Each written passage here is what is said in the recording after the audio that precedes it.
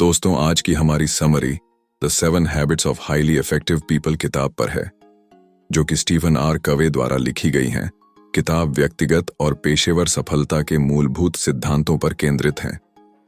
इसकी शुरुआत में लेखक हमें यह समझाने की कोशिश करते हैं कि असली प्रभावशीलता केवल बाहरी तकनीकों या प्रेरक सूत्रों पर निर्भर नहीं होती, बल्कि यह एक गहरे आंतरिक परिवर्तन से आती है। हम सभी सफलता की चाह रखते हैं, और सफलता पाने का असली तरीका उन आदतों को पहचानना है जो हमारी यात्रा में हमारा साथ देती हैं। तो आइए शुरू करते हैं। अत्यधिक प्रभावी लोगों के पास कौन सी आदतें होती हैं? इस पुस्तक की शुरुआत में ही हमें उन कई सफल व्यक्तियों के बारे में जानकारी मिलती है जो अपनी सफलता के बावजूद व्यक्तिगत विकास के लिए निरंतर संघर्षरत हैं और दूसरों के साथ स्वस्थ संबंध बनाने की कोशिश करते रहते हैं। हमारी समस्याओं को देखने का तरीका भी एक बड़ी चुनौती है। हमें अपने दृष्टिकोण में प्रतिमान विस्थापन, पैराडाइम शिफ्ट लाना होगा। असली परिवर्तन के लिए केवल अपने रवैये या व्यवहार में सुधार करना काफी नहीं, हमें अपनी सोच और आत्मा में मौलिक बदलाव की आवश्यकता है। 1. सक्रिय होना। इंसान की अनूठी क्षमता है कि वह अपने किरदार का मूल्यांकन कर सके और यह तय कर सके कि परिस्थितियों को कैसे देखा जाए। The 7 habits of highly effective people में बताया गया है कि प्रभावी बनने के लिए सक्रिय रहना अनिवार्य है। प्रतिक्रियात्मक लोग निष्क्रिय रवैया अपनाते हैं।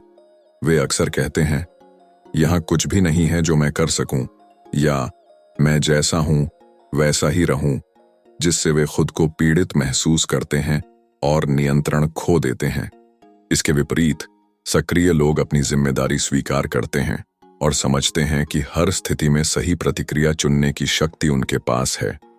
वे अपने प्रभाव के घेरे पर ध्यान केंद्रित करते हैं, उन चीजों पर जो वे नियंत्रित कर सकते हैं, बजाय उन बाहरी कारकों को दोष देने के जो केवल नकारात्मक ऊर्जा पैदा करते हैं। 2. अंत को ध्यान में रखकर शुरुआत करें। स्टीफन कवे कहते हैं कि हमें अपनी कल्पना का उपयोग करके यह स्पष्ट करना चाहिए कि हम क्या बनना चाहते हैं और जीवन में किस दिशा में जाना है। अक्सर लोग खुद को व्यस्त रखने में तो माहिर होते हैं, प्रमोशन, ज्यादा आय और पहचान के लिए मेहनत करते हैं, लेकिन क्या हमने कभी सोचा है कि यह सब वास्तव में हमारे लिए कितना मायने रखता है? हम दिशा पर ध्यान दिए बिना दौड़ते रहते हैं। इस आदत का मूल संदेश है, हर चीज की शुरुआत स्पष्ट लक्ष्य के साथ करें।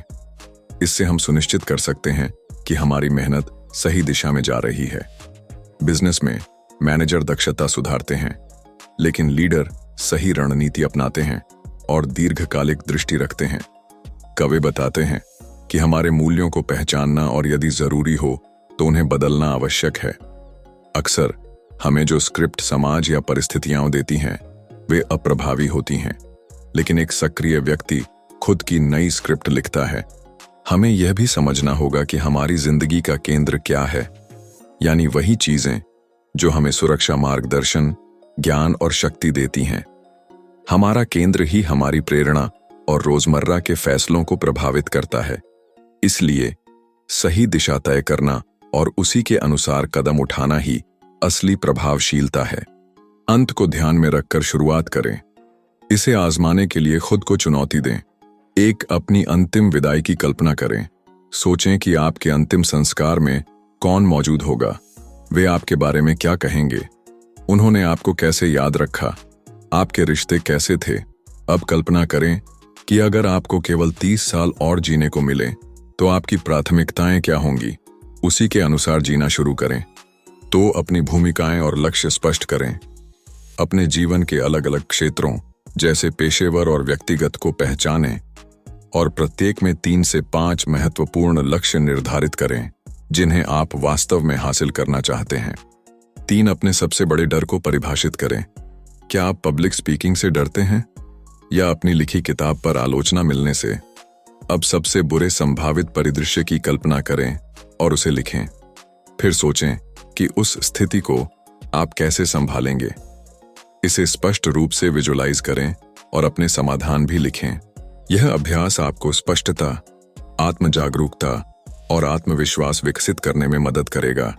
जिससे आप अपने लक्ष्यों को सही दिशा में ले जा सकेंगे। 3. महत्वपूर्ण चीजों को प्राथमिकता दें। प्रभावी प्रबंधन का रहस्य। खुद को प्रभावी ढंग से प्रबंधित करने के लिए सबसे महत्वपूर्ण कार्यों को प्राथमिकता देना आवश्यक है। The 7 habits of highly effective people में बताया गया है कि अनुशासन और इच्छा शक्ति के साथ हमें अपने मूल्यों के अनुसार निर्णय लेने चाहिए, न कि तात्कालिक इच्छाओं के आधार पर। प्राथमिकता तय करने की कला।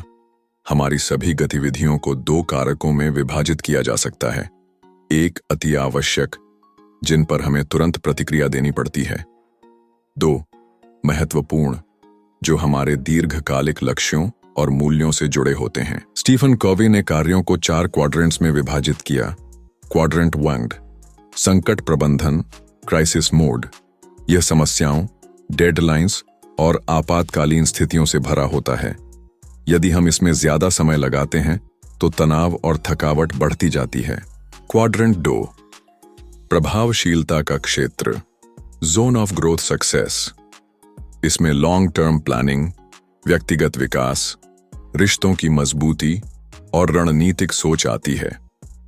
यहीं पर असली सफलता छिपी होती है, लेकिन अक्सर लोग इसे नजरअंदाज कर देते हैं क्योंकि यह तत्काल परिणाम नहीं देता। क्वाड्रेंट 3 दूसरों की प्राथमिकताएं, डिस्ट्रैक्शंस, इंटरप्शंस। यहां वे चीजें आती हैं जो अत्यावश्यक लगती हैं, लेकिन वास्तव में दूसरों की अपेक्षाओं पर आधारित होती हैं। इस पर ज्यादा ध्यान देने से शॉर्ट टर्म फोकस, नियंत्रण से बाहर महसूस करना और कमजोर रिश्ते जैसी समस्याएं पैदा होती हैं। क्वाड्रेंट 4 समय की बर्बादी, टाइम वेस्टिंग एक्टिविटीज। इसमें वे गतिविधियां आती हैं जो न तो जरूरी हैं और न ही महत्वपूर्ण, जैसे अत्यधिक सोशल मीडिया, टीवी या बेकार की चर्चाएं। इस पर ध्यान देने से व्यक्ति जीवन में गैर जिम्मेदार बन जाता है और अक्सर अवसर खो देता है। क्वाड्रेंट 2 सबसे महत्वपूर्ण है। क्वाड्रेंट 2 पर फोकस कैसे करें? ना कहना सीखें। जो चीजें आपके लक्ष्यों से मेल नहीं खाती, उन्हें मना करना जरूरी है। आगे की सोचें। समय से पहले प्लानिंग करके समस्याओं को पैदा होने से रोका जा सकता है।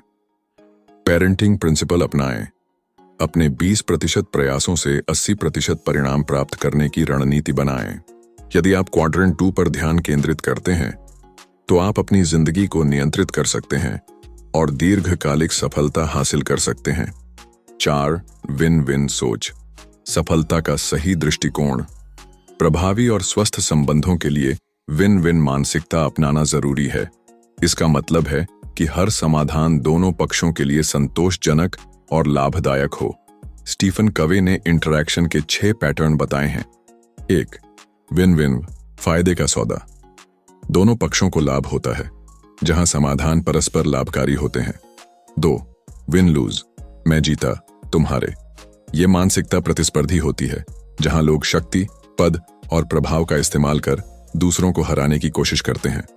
3 लूज विन, मैं हारा तुम जीते। ऐसे लोग दूसरों को खुश करने में विश्वास रखते हैं और अक्सर अपनी इच्छाओं को दबा देते हैं। 4 लूज लूज, दोनों हारे। जब 2 जिद्दी और अहंकारी व्यक्ति टकराते हैं तो कोई समाधान नहीं निकलता और दोनों नुकसान में रहते हैं। 5 माई विन, सिर्फ मेरी जीत। यह सोचने वाले लोग सिर्फ अपने फायदे की परवाह करते हैं, भले ही दूसरों को नुकसान हो। 6 विन विन या नो डील, फायदा हो वरना कोई समझौता नहीं। यदि कोई परस्पर लाभकारी, म्यूचुअल बेनिफिशियल समाधान नहीं मिलता तो समझौता न करना ही बेहतर है। सफल और प्रभावी लोग विन विन मानसिकता अपनाते हैं। वे किसी को हराने पर ध्यान नहीं देते, बल्कि यह सुनिश्चित करते हैं कि सभी को उनका हक मिले और हर कोई संतुष्ट रहे। लेखक कहते हैं, सफलता साझा करने से बढ़ती है, न कि कम होती। बहुतायत की सोच, असली जीत का रहस्य। सच्ची जीत केवल हमारे लिए नहीं, बल्कि सभी के लिए होती है। इसे संभव बनाने के लिए हमें बहुतायत मानसिकता अपनानी होगी। यह विश्वास कि दुनिया में हर किसी के लिए पर्याप्त अवसर और संसाधन हैं। कमी बनाम बहुतायत मानसिकता। कमी वाली सोच लोग मानते हैं कि अगर कोई और आगे बढ़ा तो उनके लिए कुछ नहीं बचा। इससे वे डर और जलन का शिकार हो जाते हैं।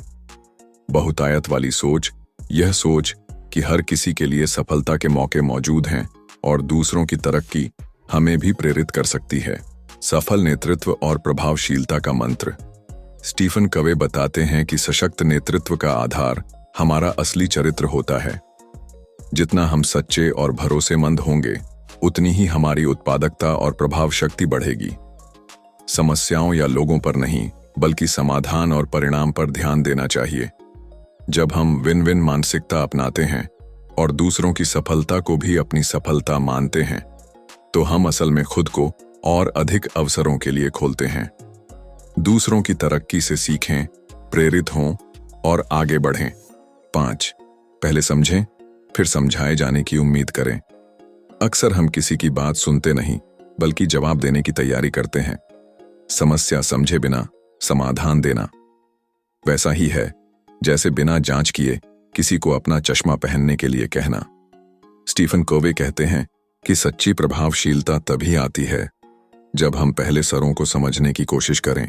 सुनना एक कला है। संचार विशेषज्ञों के अनुसार 10% शब्दों से, 30% आवाज के लहजे से, 60% बॉडी लैंग्वेज से हम संवाद करते हैं।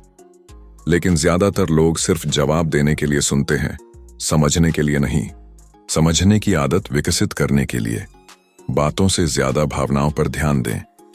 किसी की बातें सुनते समय खुद को उनकी जगह रखकर सोचें। जब कोई बोले, जवाब देने की बजाय पूरी तरह से सुनने पर फोकस करें। जब हम सच्चे अर्थों में किसी को समझते हैं, तभी हम प्रभावी ढंग से संवाद कर सकते हैं। तालमेल, एकजुटता से सफलता। सच्ची सफलता तब मिलती है जब हम अंतर को स्वीकार कर तालमेल बिठाते हैं। जब हम दूसरों के विचारों, मूल्यों और भावनाओं को समझते हैं, तो नई संभावनाएं और रचनात्मक समाधान उभरते हैं। तालमेल कैसे बनाए रखें? पहले सोचें और फिर समझने की आदत डालें। दूसरों के नजरिए को अपनाएं, उनकी समस्याओं और जरूरतों को समझकर समाधान निकालें। अंतर को मूल्य दें। हर इंसान की सोच, भावनाएं और दृष्टिकोण अलग होते हैं, लेकिन यही विविधता तालमेल का आधार है। व्यवहार में कैसे लाएं? एक ऐसे लोगों की लिस्ट बनाएं जो आपको परेशान करते हैं। 1 व्यक्ति चुनें और खुद को उसकी जगह रखकर देखें। 3 जब अगली बार असहमति हो, उनकी चिंताओं को समझने की कोशिश करें। जब हम दूसरों को सच में समझते हैं और खुले दिमाग से सहयोग करते हैं, तो रिश्ते मजबूत होते हैं और हम मिलकर बेहतर समाधान निकाल पाते हैं। तालमेल ही असली प्रभावशीलता की कुंजी है। 7 नजर को तेज करें, खुद को निखारें। सच्ची प्रभावशीलता के लिए खुद को निरंतर सुधारना जरूरी है।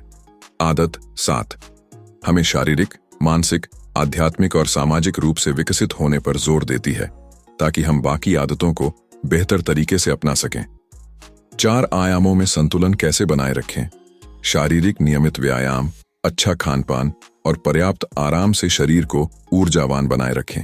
मानसिक पढ़ाई, रचनात्मकता और नई चीजें सीखकर दिमाग को सक्रिय रखें। आध्यात्मिक ध्यान, चिंतन या अपनी आस्था के अनुसार आत्मिक शांति पाएं। सामाजिक रिश्तों को मजबूत करें, सहानुभूति और तालमेल से जुड़ें। जब हम हर दिन खुद में सुधार लाते हैं, तो हमारी क्षमताएं बढ़ती हैं और हम जीवन में अधिक प्रभावी बनते हैं। नजर को तेज करना यानी खुद को रोज थोड़ा बेहतर बनाना। निरंतर विकास की राह पर बदलाव का असली सार खुद में और दूसरों में सकारात्मकता देखना है। हमें न सिर्फ खुद को सुधारना चाहिए, बल्कि दूसरों को भी प्रेरित करना चाहिए। उन्हें ध्यान से सुनें, प्रोत्साहित करें और उनके अच्छे गुणों को सराहें। हर हफ्ते एक लक्ष्य तय करें, उसे पूरा करने के लिए छोटे कदम उठाएं और अंत में अपनी प्रगति की समीक्षा करें। यही निरंतर विकास की कुंजी है। दोस्तों, उम्मीद है आपको समरी अच्छी लगी होगी। तो वीडियो को लाइक, शेयर और चैनल को सब्सक्राइब जरूर करें।